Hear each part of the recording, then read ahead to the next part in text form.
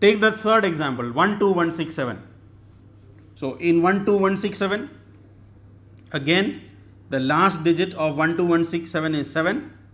So when we take out the cube root of this, the oral method means take the last number and cube it. So 7 cube means 7 into 7, 49. Then 49 has to be multiplied with 7. So when I multiply 49 with 7, 7 into 9 will give me 63. So 3, 6 carry, 7 4s are 28, 28 and 6, 34. So 343. This particular number is ending with 3. So in our answer, we have a tens place and a units place. The last digit here is 3. So this 3 occupies the units position. Now cancel out 3 numbers from the right side. The number left is 12. Now 1 cube is 1. 2 cube is 8 and 3 cube is 27. Now 3 cube is more than 12. So we are going to take 2 cube 8, which is less than 12. So 2 is the number at the tens place. So we can say cube root of 12167 will be 23.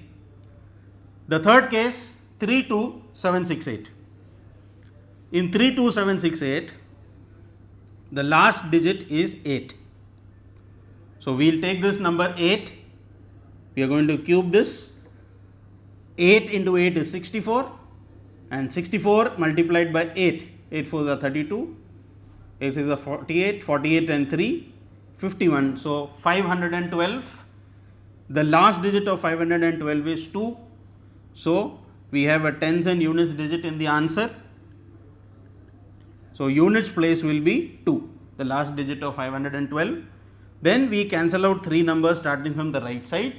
The number that is left is 32.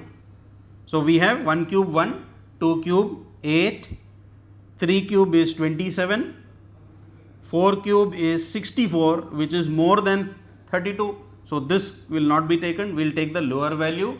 So lower value is 27 and the number here is 3. So the tens place will be 3. So therefore cube root of 32768 will be 32. So this is a useful method when the weightage of the marks is less. That means if it is a 1 mark question, you need not waste time in finding out the factors and finding out the answer. It is also a good method if you want to find out the answer fast, especially in multiple choice questions. So if it is specified that the sum has to be done by prime factor method, we will not be able to use this method. Otherwise, for fast calculations, this oral method is a very easy method to get the answer.